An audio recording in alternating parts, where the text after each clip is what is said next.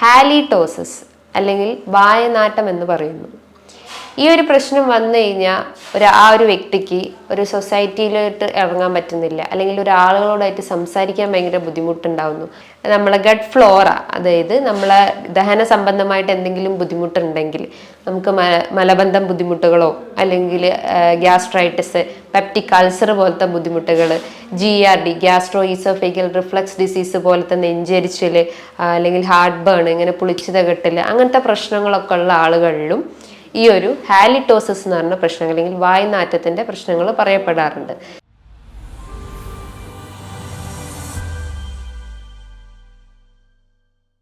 Hi, ഞാൻ doctor Juhi Das, QNB health കെയറിലെ homeopathic ഫിസിഷ്യനാണ്. ഇന്ന് പലരെയും അലട്ടുന്ന ഒരു ബുദ്ധിമുട്ടാണ് അല്ലെങ്കിൽ ഒരു അസുഖമാണ് ഹാലിറ്റോസിസ് അല്ലെങ്കിൽ വായനാറ്റം എന്ന് പറയുന്നു.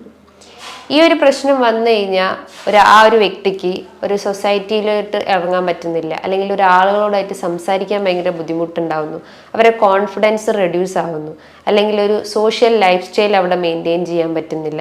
അങ്ങനെ പല ഒരു പേഴ്സണൽ ഇഷ്യൂസ് ഓരോ ആളുകളും ഇത്തരം പ്രശ്നങ്ങളുള്ള ആളുകൾ പറയപ്പെടാറുണ്ട്. സോ ഈ ഹാലിറ്റോസിസ് വരാൻ ഒത്തിരി കാരണങ്ങളുണ്ട്. അതായത് മെയിൻലി നമ്മളെ ഗട്ട് ഇഷ്യൂസ് ആണ് ഒരു 70% നമുക്ക് പറയാം. റിമൈനിങ് ഒരു 30% നമ്മൾ ആ ഒരു അക്യൂട്ട് കോസ് ആണ് നമുക്ക് പറയേണ്ടത്. അപ്പം ഈ ഹാലിറ്റോസിസ് എന്ന് പറയുമ്പം നമ്മളെ ഗട്ട് ഇഷ്യൂസ് എന്ന് പറയുന്നത് നമ്മളെ ഗട്ട് ഫ്ലോറ, അതായത് നമ്മളെ ദഹന സംബന്ധമായിട്ട് എന്തെങ്കിലും ബുദ്ധിമുട്ടുണ്ടെങ്കിൽ, നമുക്ക് മലബന്ധം ബുദ്ധിമുട്ടുകളോ അല്ലെങ്കിൽ ഗ്യാസ്ട്രൈറ്റിസ്, പെപ്റ്റിക് അൾസർ പോലത്തെ ബുദ്ധിമുട്ടുകൾ, GERD gastro oesophageal reflux disease പോലത്തെ നെഞ്ചരിച്ചിൽ, അല്ലെങ്കിൽ ഹാർട്ട് ബേൺ, ഇങ്ങനെ പുളിച്ചിത കെട്ടൽ, അങ്ങനത്തെ പ്രശ്നങ്ങളൊക്കെ ഉള്ള ആളുകളിലും ഈ ഒരു ഹാലിറ്റോസിസ് എന്ന് പറഞ്ഞ പ്രശ്നങ്ങൾ അല്ലെങ്കിൽ വായുനാറ്റത്തിന്റെ പ്രശ്നങ്ങൾ പറയപ്പെടാറുണ്ട്.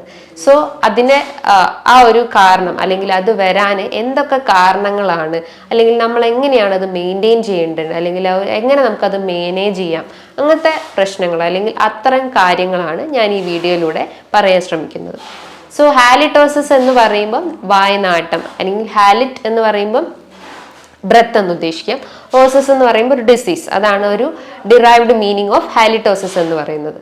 സോ ഹാലിറ്റോസിസ് വരാൻ ഒരുപാട് കാരണങ്ങളുണ്ട്. ഞാൻ തുടക്കത്തിൽ തന്നെ പറഞ്ഞിട്ടുണ്ട്, ഒരു 70% കോസസും അത് ഗട്ട് റിലേറ്റ് ചെയ്തിട്ടുള്ള ഇഷ്യൂസ് ആണ്. അതായത് നല്ല ബാക്ടീരിയാസിനെ അവിടെ പ്രൊഡ്യൂസ് ചെയ്തിട്ടില്ലെങ്കിൽ ബാഡ് ബാക്ടീരിയാസ് കാരണം അവിടെ ഇൻഡസ്ട്രിയൽ ഫ്ലോറ അവിടെ ഡാമേജ് ആവും അല്ലെങ്കിൽ ഡിസ്റ്റർബൻസ് ഉണ്ടാവുന്നു.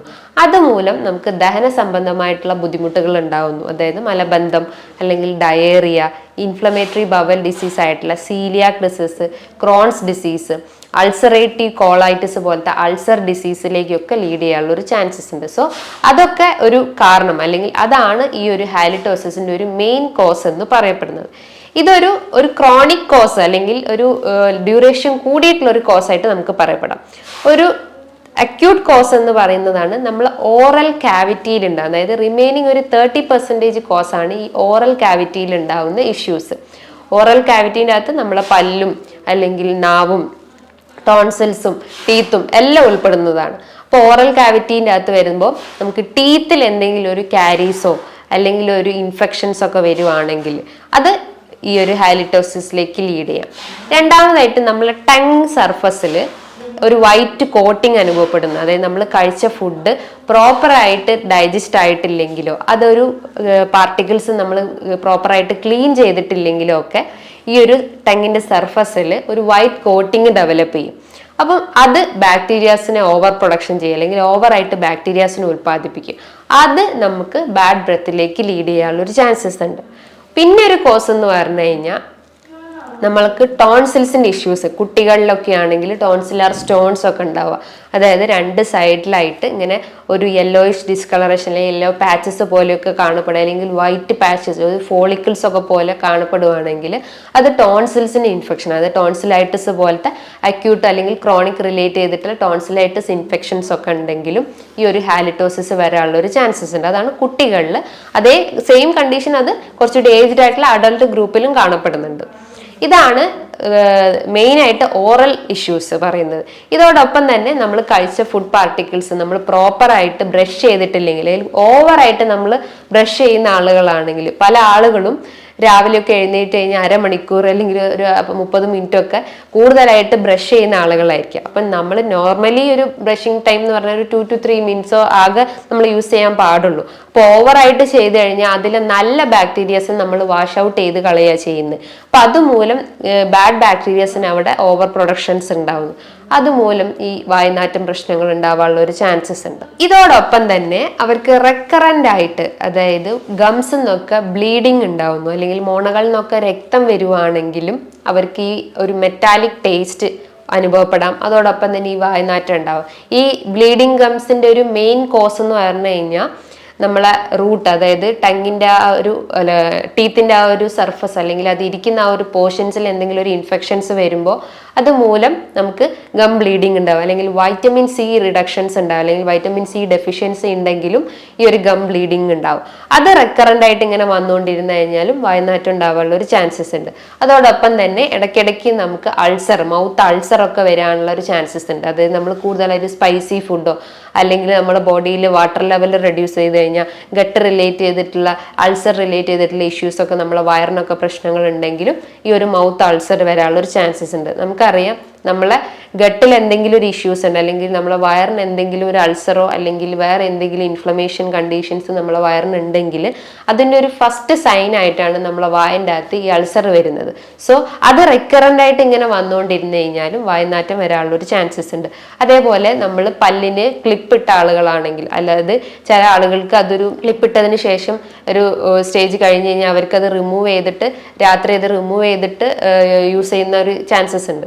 സോ അത് നമ്മൾ റിമൂവ് ചെയ്യാതെ രാത്രി ഒന്നും യൂസ് ചെയ്തിട്ടും അത് റിമൂവ് ചെയ്യാതെ ചുമ്മാ അത് വയൽ വെച്ചിട്ടും നമ്മൾ കിടന്നുറങ്ങുവാണെങ്കിലും അങ്ങനെ റിപ്പീറ്റഡ് ആയിട്ട് ആ ഒരു പാറ്റേൺ ഫോളോ ചെയ്യുകയാണെങ്കിലും വായ്നാറ്റം വരാനുള്ളൊരു ചാൻസസ് ഉണ്ട്. പിന്നെ നമ്മൾ ഓവറായിട്ട് ഫാസ്റ്റിംഗ് എടുക്കുന്ന ആളുകളാണെങ്കിൽ, ഇന്റർമീഡിയറ്റ് ഫാസ്റ്റിംഗ് ഒക്കെ ഫോളോ ചെയ്യുന്ന ആളുകളാണെങ്കിലും അത് നമ്മളെ ബോഡിയിനൊന്ന് ഡീഹൈഡ്രേറ്റ് ചെയ്യാനുള്ളൊരു ചാൻസസ് ഉണ്ട്. അപ്പം നല്ല ബാക്ടീരിയാസിൻ്റെ പ്രൊഡക്ഷൻ അവിടെ റെഡ്യൂസ് ആവുന്നു. അപ്പം ബാഡ് ബാക്ടീരിയാസ് ഉണ്ടാവാനുള്ളൊരു ചാൻസ് ഉണ്ട്.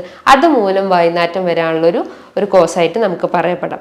ഇതോടൊപ്പം തന്നെ പ്രമേഹ രോഗികളിലും ഈ ഒരു വായ്നാറ്റം പറയപ്പെടാറുണ്ട്. ബിക്കോസ് അവർ പ്രമേഹമുള്ള രോഗികളിലാണെങ്കിൽ അവർക്ക് സലൈവറി പ്രൊഡക്ഷൻസ് ലെസ് ആയിരിക്കും. ബിക്കോസ് ഈ സലൈവേൻ്റെ സഹായത്തോടെയാണ് നമ്മളെ വായൻ്റെ അകത്തുള്ള ഒരു മോയ്സ്ചർ കണ്ടന്റ് മെയിൻറ്റെയിൻ ചെയ്യുന്നത്.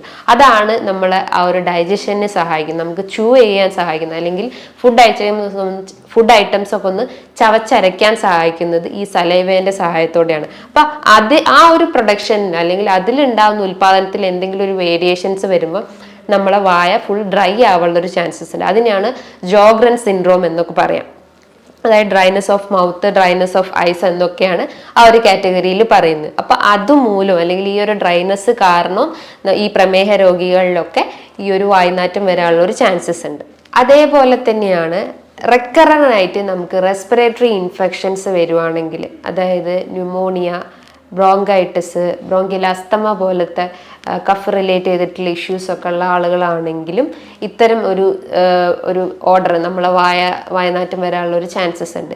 ഇതേപോലെ തന്നെയാണ് നമ്മൾ അമിതമായിട്ട് സിഗരറ്റ് സ്മോക്കിംഗ് ഉള്ള ആളുകളിലും ഇത്തരം പ്രശ്നങ്ങൾ കാണാറുണ്ട്. അമിതമായിട്ട് മദ്യപിക്കുന്ന ആളുകളിലും ഇത്തരം കണ്ടീഷൻസ് ഒക്കെ കാണപ്പെടാറുണ്ട്. സോ നമ്മളൊരു ഓറൽ ഹൈജീൻ അവിടെ മെയിൻറ്റെയിൻ ചെയ്തിട്ടില്ലെങ്കിൽ, അല്ലെങ്കിൽ നമ്മളെ ഗട്ട് ഹെൽത്ത് ഒന്നും ഇമ്പ്രൂവ് ആയിട്ടില്ലെങ്കിൽ ഈ റെക്കറൻ്റ് ആയിട്ട് ഇത്തരം പ്രശ്നങ്ങൾ ആളുകൾ അലട്ടിക്കൊണ്ടേയിരിക്കും. സോ ഓറൽ ഹൈജീൻ അവിടെ മെയിൻറ്റെയിൻ ചെയ്യാൻ ശ്രമിക്കുക. ഓറൽ ഹൈജീൻ എന്ന് പറയുമ്പം നമ്മൾ പ്രോപ്പറായിട്ട് ബ്രഷ് ചെയ്യുക, അതായത് ഡെയിലി ഒരു 2 ടൈംസ് ബ്രഷ് ചെയ്യാൻ ശ്രമിക്കുക. മോർണിംഗും നൈറ്റിലും. നൈറ്റ് ടൈമിലാണ് മെയിനായിട്ട് നമ്മൾ ബ്രഷ് ചെയ്യേണ്ടത്. ബിക്കോസ് നമ്മൾ കഴിച്ചിട്ടുള്ള ആ ഒരു ഫുഡ് പാർട്ടിക്കിൾസ് അങ്ങനെ തന്നെ വെച്ച് ഉറങ്ങിക്കഴിഞ്ഞ് കഴിഞ്ഞാൽ ഇത്തരം ബാക്ടീരിയസിൻ്റെ ഓവർ ഗ്രോത്ത് കാരണം പല ഇൻഫെക്ഷൻസ് അല്ലെങ്കിൽ കാരീസ് പോലത്തെ പ്രശ്നങ്ങളൊക്കെ വരാനുള്ളൊരു ചാൻസസ് ഉണ്ട്. സോ നമ്മൾ എന്ത് ചെയ്യണം, എപ്പോഴും നമ്മൾ ആ ഒരു ബ്രഷിംഗ് ഒക്കെ ഒന്ന് കറക്റ്റ് ആക്കുകയും ചെയ്യുക. അപ്പോൾ ബ്രഷ് ചെയ്യുന്ന ആളുകളാണെങ്കിൽ അവർ സോഫ്റ്റ് ബ്രഷ് യൂസ് ചെയ്യാൻ ശ്രമിക്കുക. പല രീതിയിലുള്ള ബ്രഷസ് പറയാറുണ്ട്, സോഫ്റ്റ്, ഹാർഡ്, മോഡറേറ്റ്, അങ്ങനെ പല രീതിയിലുള്ള ബ്രഷസ് ഇന്ന് മാർക്കറ്റിൽ അവൈലബിൾ ആണ്. അപ്പോൾ നമ്മൾ എപ്പോഴും ചൂസ് ചെയ്യുമ്പോൾ ഒരു സോഫ്റ്റ് ബ്രഷ് ആയിട്ടുള്ള ഐറ്റംസ് ചൂസ് ചെയ്യാൻ ശ്രമിക്കുക. അതേപോലെ ടൂത്ത് പേസ്റ്റ് ഒക്കെ യൂസ് ചെയ്യുകയാണെങ്കിൽ ഒരു ഫ്ലൂറൈഡ് കണ്ടന്റ് ഇട്ടുള്ള ടൂത്ത് പേസ്റ്റ് യൂസ് ചെയ്യാൻ ശ്രമിക്കുക. അത് നമുക്ക് ആ ഒരു ഓറൽ ഹൈജീൻ മെയിൻറ്റെയിൻ ചെയ്യാൻ സഹായിക്കുന്നതാണ്. ഇനിയിപ്പോൾ ടങ് ക്ലീനർ ഒക്കെ യൂസ് ചെയ്യുകയാണെങ്കിലും അതൊരു ഡെയിലി യൂസ് ചെയ്യുന്നതിനോട് 2 times ഒരു 2-3 ദിവസം കൂടുമ്പോൾ ഒക്കെ യൂസ് ചെയ്യുന്നത് നല്ലതാണ്. ഇന്ന് ടൂത്ത് ബ്രഷിന്റെ പിന്നിലായിട്ടും ഈ ഒരു ടങ് ക്ലീനറിന്റെ ഒരു സർഫസ് അവൈലബിൾ ആണ്. സോ അത് വെച്ചിട്ടും ഇത് ഇംപ്രൂവ് ചെയ്യാൻ സഹായിക്കുന്നതാണ്. അതോടൊപ്പം തന്നെ ഒരു 3 month അല്ലെങ്കിൽ 6 month കൂടുമ്പോൾ ഒരു ഓറൽ ചെക്കപ്പ് അവിടെ നടത്തുന്നത് നല്ലതാണ്. നമുക്ക് കാരീസോ അല്ലെങ്കിൽ എന്തെങ്കിലും ടോൺസിലറി ഇൻഫെക്ഷൻസ് ഒക്കെ ഉണ്ടെങ്കിൽ അതൊക്കെ ഒന്ന് കറക്റ്റ് ആണോ, അല്ലെങ്കിൽ എന്തെങ്കിലും ഇൻഫെക്ഷൻസ് ഇനിയും സിവിയർ ആയിട്ട് വരുമോ എന്നൊക്കെ ചെക്ക് ചെയ്യാൻ വേണ്ടിയിട്ട് ഒരു 6 month കൂടുമ്പോൾ ഒരു ഓറൽ അല്ലെങ്കിൽ ഡെന്റൽ ചെക്കപ്പ് നടത്തുന്നതും നല്ലതാണ്. ഈ ഒരു പാറ്റേൺ അല്ലെങ്കിൽ ഈ ഒരു പറഞ്ഞിട്ടുള്ള ഒരു രീതികൾ നമുക്ക് ഫോളോ ചെയ്ത് കഴിഞ്ഞാൽ ഓറൽ ഹൈജീൻ നമുക്ക് മെയിൻറ്റെയിൻ ചെയ്യാൻ പറ്റും. ഇത്തരം വായനാറ്റം പ്രശ്നങ്ങളൊക്കെ ഉണ്ടെങ്കിൽ അത് നമുക്ക് കൺട്രോൾ ചെയ്യാൻ പറ്റും. ഇനി ഗട്ട് ഹെൽത്ത് ഇംപ്രൂവ് ചെയ്യുന്ന ഒരു ആക്ടിവിറ്റി എന്ന് പറയുമ്പോൾ നമ്മളെ നല്ല രീതിയിലുള്ള ന്യൂട്രിയൻസ് നമ്മളെ ബോഡിക്ക് കൊടുക്കുക. അതായത് പ്രോബയോട്ടിക്സ് ഫുഡ് ഐറ്റംസ് തന്നെ എടുക്കുന്നത് ഏറ്റവും നല്ലതാണ്. പഴങ്കഞ്ഞി പോലത്തതും തൈര്, മോര് അല്ലെങ്കിൽ അച്ചാറൊക്കെ എടുക്കുന്നതും നല്ലതാണ്. ഇത് നമ്മളെ ഗട്ട് ഹെൽത്ത് ഒക്കെ ഒന്ന് ഇമ്പ്രൂവ് ചെയ്യാൻ അല്ലെങ്കിൽ നല്ല ബാക്ടീരിയാസിനൊക്കെ ഒന്ന് ഇമ്പ്രൂവ് ചെയ്യാൻ സഹായിക്കുന്നതാണ്. നല്ല രീതിയിൽ വെള്ളം കുടിക്കാൻ ശ്രമിക്കുക. അപ്പോൾ ആ ഒരു ഫ്ലോറൊക്കെ ഒന്ന് കറക്റ്റ് ആവുകയും നമ്മളെ ദഹനമൊക്കെ ഒന്ന് ഇമ്പ്രൂവ് ആവുകയും കോൺസ്റ്റിപ്പേഷൻ പ്രശ്നങ്ങൾ ഉണ്ടെങ്കിലും ഇത്തരം ഇതൊക്കെ നമുക്ക് കൺട്രോൾ ചെയ്യാൻ സഹായിക്കുന്നതാണ്. അതോടൊപ്പം തന്നെ ഈ കോൺസ്റ്റിപ്പേഷൻ ഉള്ള പല പേഷ്യൻസും ഈ വായനാറ്റത്തിന്റെ പ്രശ്നം പറയാറുണ്ട്. ബിക്കോസ് അതുമൂലം നമുക്ക് ഈ ഒരു ഫ്ലാറ്റുലൻസും അല്ലെങ്കിൽ എമ്പക്കം പോലത്തെ പ്രശ്നങ്ങളൊക്കെ വരാനുള്ള ഒരു ചാൻസസ് ഉണ്ട്. സോ ആ ഒരു മലബന്ധം കൺട്രോൾ ചെയ്യണമെങ്കിൽ നമ്മൾ ഗട്ട് ഹെൽത്ത് ഇമ്പ്രൂവ് ചെയ്യുന്ന രീതിയിലുള്ള ഫുഡ് ഐറ്റംസ് എടുക്കാൻ ശ്രമിക്കുക. വെജിറ്റബിൾസും ഫ്രൂട്ട്സും നമ്മുടെ ഡയറ്റിൽ ഉൾപ്പെടുത്താൻ ശ്രമിക്കുക.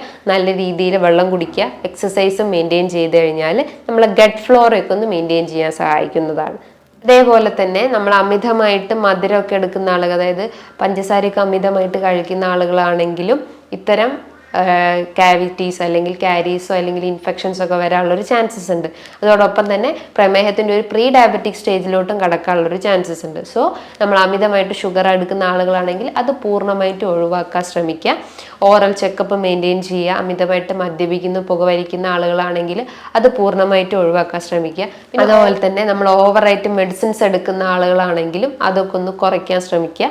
പകരം നല്ല രീതിയിലൊരു ഓറൽ ഹൈജീൻ അവിടെ മെയിൻറ്റെയിൻ ചെയ്ത് കഴിഞ്ഞാൽ നമുക്ക് ഈ ഒരു വായനാറ്റത്തിൻ്റെ പ്രശ്നങ്ങളൊക്കെ നമുക്ക് കൺട്രോൾ ചെയ്യാൻ പറ്റുന്നതാണ്.